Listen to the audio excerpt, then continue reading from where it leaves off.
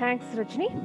Before I start answering the question right away, I will say a few words about technology evolution, and in this, I will try to introduce the different aspects of technology, the opportunities, and what skills you need for each of these. I hope I will try to take just 5 minutes. Okay. Yeah. First thing, I think if the question is technology, what kind of technology for women? I think we are phrasing the question itself wrong. I would like to change it a little. Technology is for everyone. Everyone can work on technology. You could be man, woman, gay, lesbian, doesn't matter. You can work in all areas of technology. Having said that, I will start with a simple example, our mobile phone. So 20 years ago, it was GSM, that is 2G. So it was a luxury item where, the phones were this big and you have a nice belt or a pouch where you showed it off by carrying it on your waist. Right? And then you probably didn't have data then we evolved into enhanced GSM where you did get some data for 8 kbps and so on, right? And it cost a lot. Then we moved to 3G. Our politicians already knew 3G with its data. It has a lot of value with all the scams they did. And then 4G, as Sainath had indicated, right? So in India, we have 4G with Jio, Airtel, Vodafone, and that opened a lot of avenues in terms of business, communication, being reachable, connected.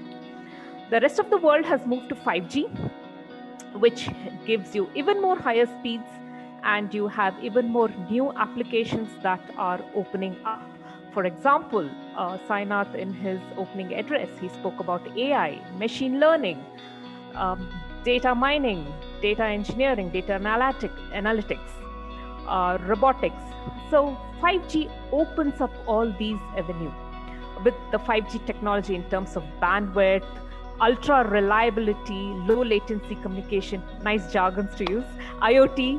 Then you have Industry 4.0, which is again, automation in the industry. So all these avenues open up with technology. Even for the simple example for this conversation that we are having, if you're connected to this platform via mobile, you have mobile technology there. If via your laptop or desktop, you have ADSL, broadband technology there. So you can work in mobile technology or you can work in this broadband technology. And then your device itself is a technology entity, right? So you've connected via mobile means it has Android, which is again a software that was developed by a set of software developers. Then the Zoom app, again developed by a lot of software engineers, right? So you have the Zoom app for the laptop, you have Zoom app for Android, and so on. So each of these are different areas that you can work on. Now, with 5G coming in, we are looking at applications such as, let's say, a remote village in India. There is a little child or a patient that needs treatment, but doctor cannot go there. So with 5G, the doctor can see what's happening and with robots, perform this intricate surgery. So now each of these has different technology areas. So artificial intelligence, right? So artificial intelligence is what we as technology developers build intelligence into this machine, right? So you put these decision-making abilities so that based on the input that this computer or device is receiving, it's taking decisions and actioning, doing it without our human intervention. That's an area one. Then machine learning. What is machine learning? So again, Sainath was talking about chatbots and what is that? Recognition, voice recognition, so on. So what is this? Machine learning is when our machine, right? We program it to understand the input data patterns. And based on these data patterns, it tries to match with some other data pattern that it has been taught. Okay? So this is machine learning. Then you have data mining or data analysis. So if you've gone to a travel website and searched for some hotel, right? So then when you're searching another page, you get these ads. So this is what data analysis is all about. So you have these back-end engines which take your data, try to analyze what it is, and it keeps feeding you such data. Now, this does not happen automatically. You have humans working behind, developing the software and technology to make all these happen. Okay?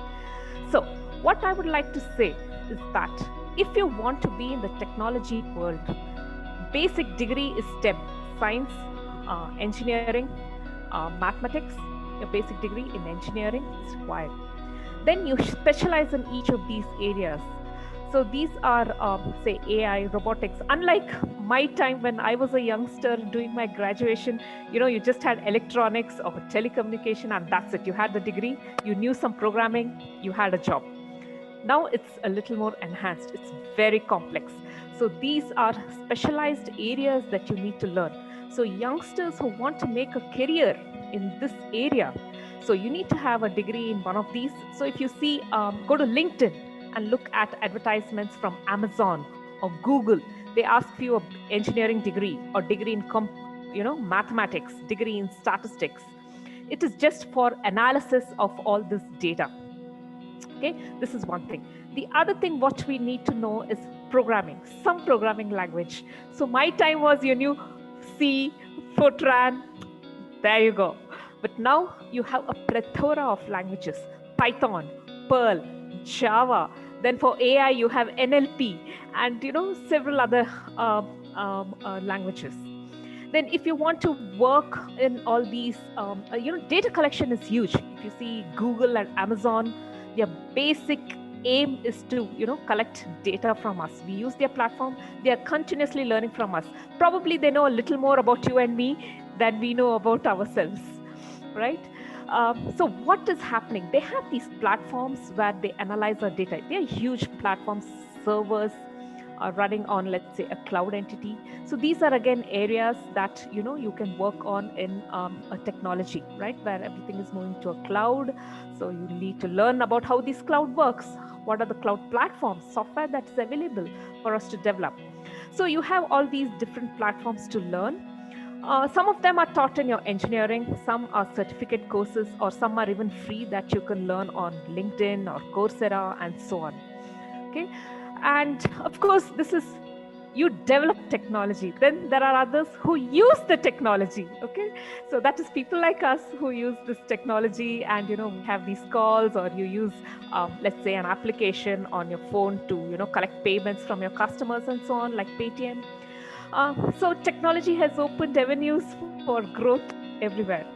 So saying that, I will stop now, and thank you for listening to this.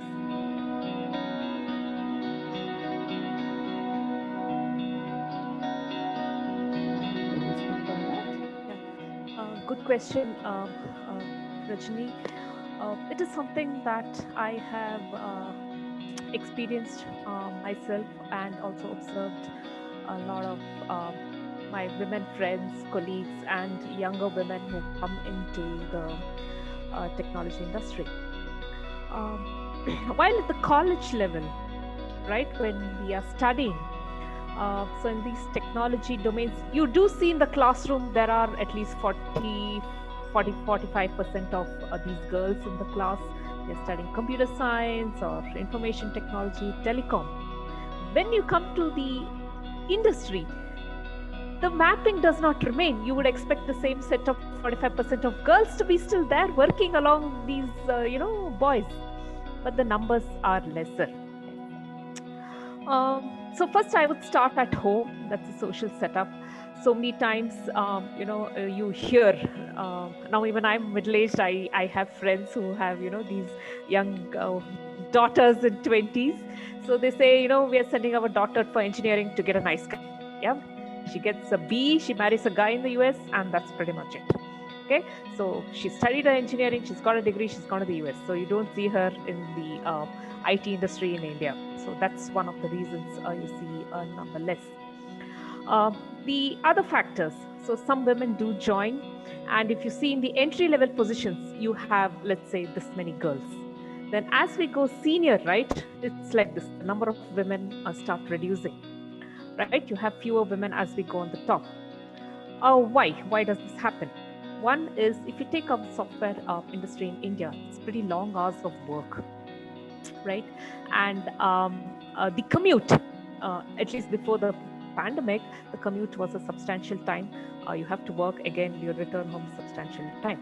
So women who have to balance a family as well, where probably the home responsibility is solely on the woman, these long hours of commitment, she has to start making choices, right? Or somehow figure out ways to balance. So I have my women friends who have quit the job after a child or after their second child for the simple reason, they are not able to contribute to both at equally. Okay, this is one of the reasons for you see fewer women in the technology industry. The other thing, by numbers you're smaller, right? So ideally a good 40 to 50%, right? So if there are 1,000 men on earth, we have around 940, 950. For every 1,000 men, you have 940, 950 women, right? If you have the similar transformation in office, that means more or less 50% of the staff is women. It's not so fewer. So what happens is, network, right? Network in the office, you want to talk about the latest trending technology. What happens is women are far fewer, right? So somehow you don't get included in this networking group. So you are limited to the small circle of your friends you're comfortable with, whom you are having lunch, right? So you don't probably get to interact on a technical basis or network on these bases. This is another reason, right? Fewer people to interact with. You tend to interact with your own type, right? So you hang out or have lunch with people you're comfortable with. So that's another reason where somewhere you are not able to get information or learn more like your other colleagues.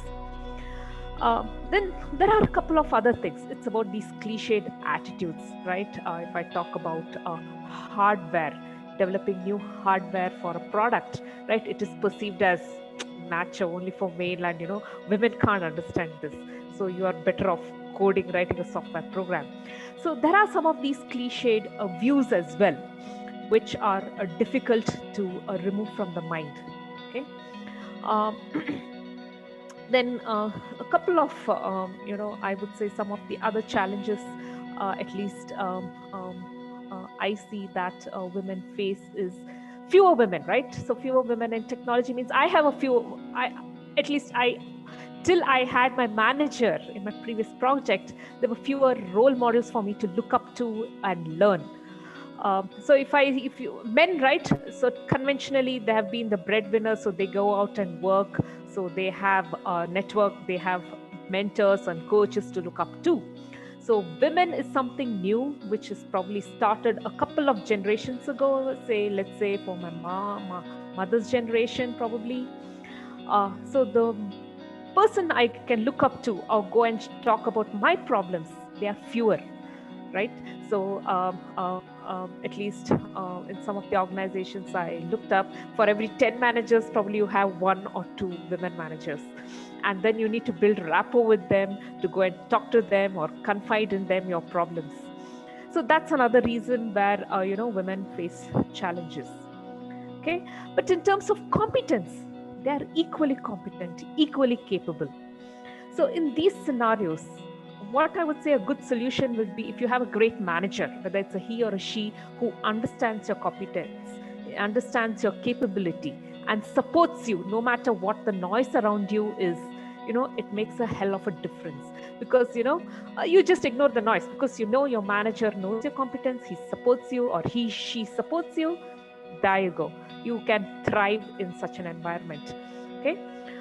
The aim I would say for women should be that, as the other esteemed speaker said, like Rashmi, learn, keep yourself updated. Now you don't need to probably if hanging out with guys is a challenge, fine, no issue. You have Google. Ask Google Baba for all your technical questions. Google Baba will give you answers, right? Then, don't look for company or, mentors within your organization. Try to look out. There are outside, in a social network, there are women who would have, it could not be technology, it could be medicine, it could be marketing, sales. Women would have faced these problems. You can, share or network with them.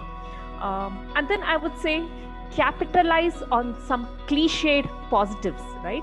So technically, generally they think women, right? They will not get involved in office politics. They are highly focused. They come, do their job, go back, because they have a second job at home. So capitalize on that. So show you're highly focused. Capitalize on the, cliched view that women are very hardworking. Demonstrate and show it, right? So these are things which, even though they are cliched views, gender-biased views, use them to your advantage. This is what I would say. And I will also say this, let's say in companies such as Nokia where I work, there is gender sensitization where managers are given training on gender sensitivity.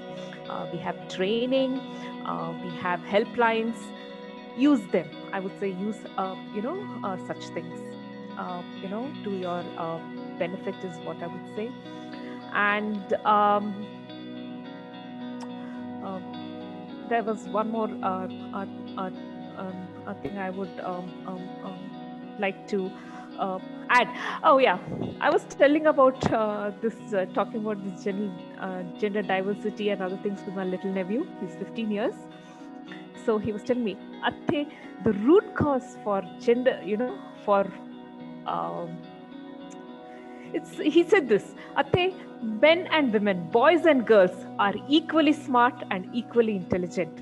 The challenge for probably women or girls is girl-child discrimination. If we remove that, we're going to have a beautiful place. This is what my little 15-year-old nephew told me this morning. The root cause is a girl-child discrimination. Remove that and all problems are solved. I would say yes, if you actually start going back, start doing root cause, it actually boils down to, that which gets deep rooted, in the minds when, of children are, at that age. Having said that, I would, stop now and over to you, back to you, Rajni. Thank you, Mala. Thanks a lot.